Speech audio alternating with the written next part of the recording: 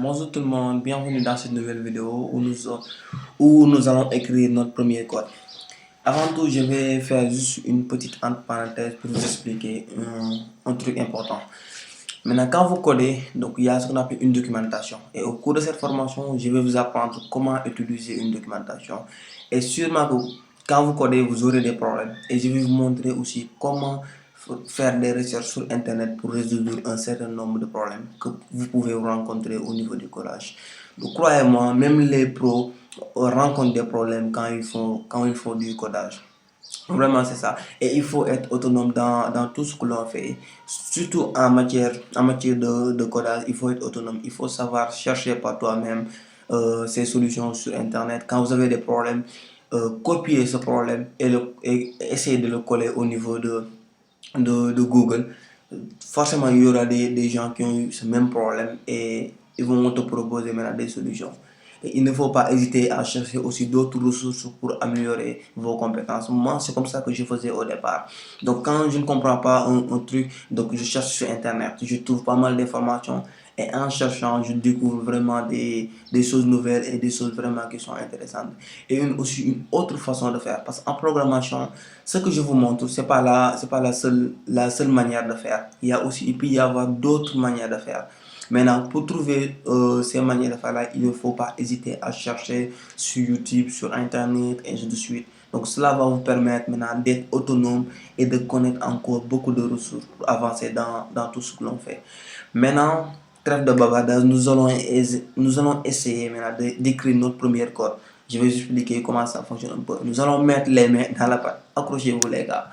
Donc, pour cela, je vais aller au niveau de mon bureau. Maintenant, je vais créer un dossier que je vais appeler mon code. Voici ce dossier. Donc, je vais l'appeler, voyez, mon code. Voyez ici. Donc, je mets un espace entre ces deux mots-là, mon code. Les gars, il ne faut jamais faire ça. Parce que quand vous nommez vos dossiers ou vos fichiers, il ne faut pas mettre des espaces. Soit vous utilisez la notation camel case ou vous utilisez la notation avec underscore. Par exemple, je m'explique. Ici, il y a deux mots. Et pour la notation camel case nous dit quoi? Le premier mot, vous pouvez l'utiliser, vous pouvez l'écrire en minuscule. Et la première lettre du deuxième mot commence par une lettre majuscule. Vous comprenez? Par exemple, si j'avais aussi un autre mot à ajouter, je mets ici test, ainsi de suite, ainsi de suite. Mais j'ai pas le droit de mettre ici des espaces parce que ça peut poser des problèmes au niveau de la manipulation du code. On est d'accord? Soit vous utilisez, alors si cette notation, euh, si vous, vous ne voulez pas utiliser cette notation, vous pouvez utiliser aussi des underscores, ce qu'on appelle des soulignés, des underscores. À la place des espaces, vous remplacez ici des underscores. Donc, mon code test, ça c'est une notation normale. Donc, ou bien vous utilisez une notation camel case. Il faut bien retenir ça. C'est très important. Et pour notre cas, nous allons utiliser une notation camel case. Bon, comme ça, mon code. N'est-ce pas? J'ai créé un dossier qui s'appelle mon code et que je vais glisser au niveau de mon, regardez ici, je vais le glisser au niveau de de mon éditeur de texte qui est Sublime Text. Et quand je le laisse, donc Sublime Text, il a ouvert mon dossier donc au niveau de son, voilà, au niveau de son noyau. On est d'accord? Si je peux le dire ainsi. Maintenant, je vais créer un fichier au niveau de mon dossier. Et pour cela, je vais aller ici, au niveau de ce dossier-là. Maintenant, je vais faire clic droit.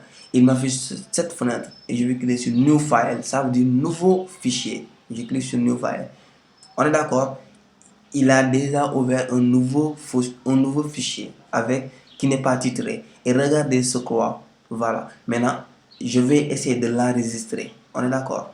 Avec un autre nom. Maintenant, je mets CTRL plus S. Si vous êtes sur Mac, vous allez taper uniquement commande plus S sur le clavier. On est d'accord? Maintenant, je tape commande plus S ou CTRL plus S. Donc, je vais changer ce nom-là. Je vais l'effacer. Et pour un début, je vais mettre test. N'est-ce pas? Test.html. Donc, il ne faut pas oublier ce .html là, c'est ça qu'on appelle l'extension. Donc, ceci va permettre à l'éditeur de comprendre que nous allons écrire du code HTML. On est d'accord, les gars? Il ne faut pas oublier ce .html. Si vous utilisez, bon, après, avec le temps, nous allons voir aussi quand nous allons utiliser d'autres langages, comment écrire les extensions. Mais pour notre cas, il faut écrire .html. Maintenant, ce qui est ici, voilà, cela va dépendre de vous. Vous pouvez utiliser n'importe quoi. Et les gars aussi, supposons, je pouvais dire test premier.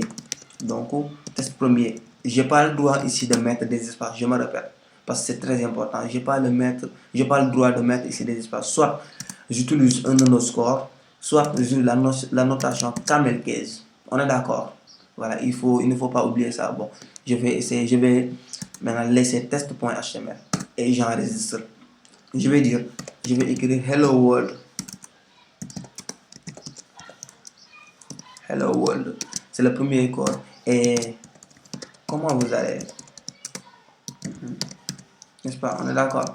Voilà. Et regarde ici, en haut ici, il m'a mis un point pour me dire que le fichier il est en train de on est en train d'utiliser le fichier. On n'a pas encore enregistré le fichier. Et quand je mets CTRL plus S, ça me met une croix pour me dire que okay, le fichier actuellement il est déjà enregistré.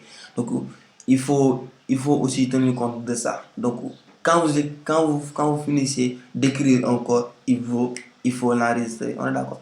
Maintenant, au niveau de mon éditeur de texte, je mets clic droit et il m'affiche ici Open in Browser. Ça veut dire ouvre-moi ce code au niveau de mon navigateur. Et quand je clique, souvent il prend le navigateur par défaut. Et pour moi, c'est le Chrome. Maintenant, quand je clique, donc, il va ouvrir ce code-là au niveau de mon navigateur par défaut. Donc, qui est Chrome. Actuellement, il est en train d'utiliser, regardez les gars. Donc, il m'a écrit ici Hello World.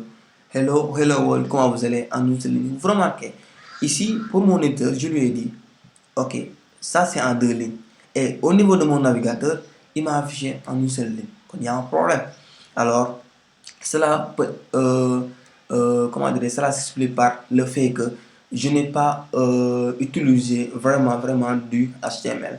Actuellement, la machine interprète ça comme un texte, raison pour laquelle il l'a affiché en une seule ligne. Et je n'ai pas encore utilisé les notations HTML. Pour maintenant utiliser une notation HTML, pour que la machine puisse interpréter mon code HTML, il va falloir que j'utilise ce qu'on appelle des balises. Une balise, ça s'écrit comme ça. Par exemple, ça, ce qu'on appelle des chevrons. Ça, c'est une balise. On est d'accord? Donc, balise, ça veut dire tout simplement, c'est de donner des instructions à l'ordinateur pour qu'il puisse interpréter ce qu'on va faire. Par exemple, il y a des balises. Je vais vous donner un exemple fictif.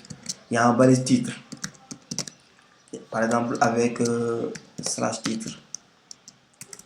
Voilà, ok, il y a un balise titre. Bon, mon éditeur m'a complété. Et ceci, donc, ceci, c'est un titre. Ça veut dire quoi? La machine, lorsqu'elle interprète mon code, il va savoir que ça, c'est un titre. Il y a aussi une balise image, par exemple. Une balise image avec anti-slash. Maintenant, regardez ici. Donc, il y a deux types de balises. Il y a des balises paires et des balises impaires. Ici, ce sont des balises titres.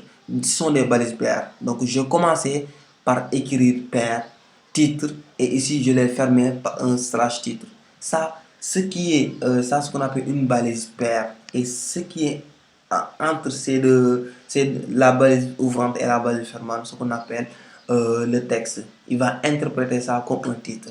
Par contre, ici, ça veut dire que insère-moi ici une image, par exemple, la balise image, ça c'est une balise impaire. Donc, on n'a pas besoin encore d'écrire image et le fermer encore comme on l'a fait ici au niveau du titre. Ça, ce sont des types de balises. En gros, les balises vont nous permettre de donner des instructions à l'ordinateur pour que la machine puisse comprendre ce que l'on veut faire. On peut lui dire, par exemple, aller à la ligne, insère-moi une image, ceci est un texte, ceci est un paragraphe, ceci est une section, ainsi de suite. Tout ça, ça existe au niveau de notre langage. Comme ça, la machine pourra interpréter ces codes HTML. Pour notre cas, on va démarrer le code minimal. Il y a ce qu'on appelle le code minimal que l'on doit avoir au niveau de notre page web pour pouvoir écrire une page web. On est d'accord? Par exemple, quand je mets HTML et je le complète, Ça, c'est le code minimal, c'est le code minimal que l'on puisse avoir pour démarrer, pour écrire une page web. Je m'explique. Ça, le premier, donc ça c'est une balise. On peut dire ça, c'est une balise exception en fait. Donc, il ne faut pas oublier le point d'exclamation. C'est Doctable HTML. Ça veut dire quoi? Il veut dire à la machine que nous allons utiliser du format HTML5. Nous allons utiliser du format HTML5. C'est ça que ça signifie. Donc, regardez ici, HTML. J'ai ouvert une balise HTML ici et je l'ai fermée en bas avec un anti-slash. Ça, c'est une balise paire à l'intérieur duquel. Donc, on a aussi d'autres balises qui s'appellent balise head, qui s'appelle tête. En fait, il y a la balise title, c'est en anglais. Les balises sont souvent écrites en anglais. Il y a la balise title pour dire que ceci est un titre. On est d'accord. Il y a la balise body. Et regardez ici, la balise head et voici la balise fermante. Ça, c'est une balise paire. Donc, la balise title aussi, c'est une balise paire. Maintenant, il y a aussi la balise body et la balise fermante, c'est ici. On est d'accord. Donc, c'est à partir de cette balise body là qu'on va écrire tous nos codes. Tous nos codes, nous allons l'écrire ici au niveau de notre page web. Très bien. Au niveau de la balise body. Maintenant, si vous ne comprenez pas, c'est pas grave parce que je vais passer en détail tout ça. On est d'accord. Maintenant, pour notre cas, je vais dire P. Ça, il y a la balise P. P comme paragraphe. Je vais dire que ceci est un paragraphe. Je peux dire directement ceci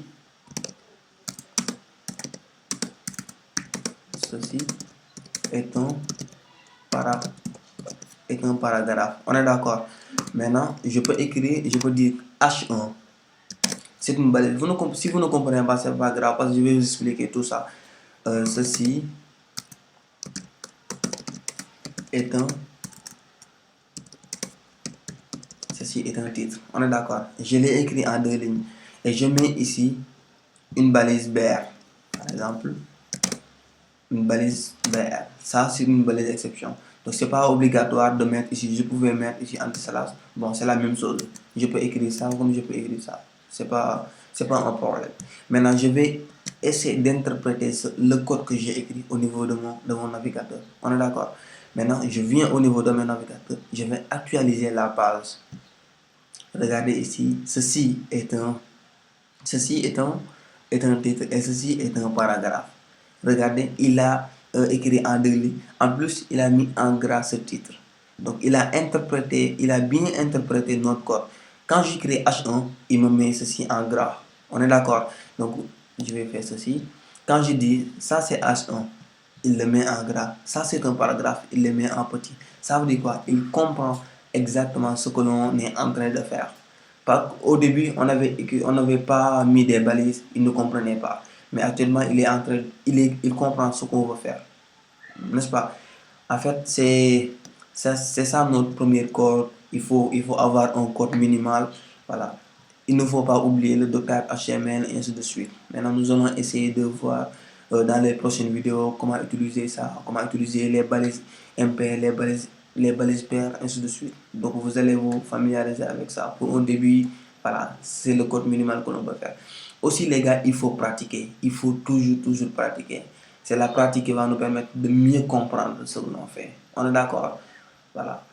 Maintenant, c'était tout pour cette vidéo. Si cette vidéo vous a plu, n'hésitez pas à liker et abonner sur ma chaîne YouTube et partager. Si vous avez aussi des questions, voilà, veuillez les poser au niveau du commentaire. Je me ferai un grand plaisir de vous répondre. Merci, à la prochaine. Nous allons essayer d'aller en profondeur dans les détails. Merci.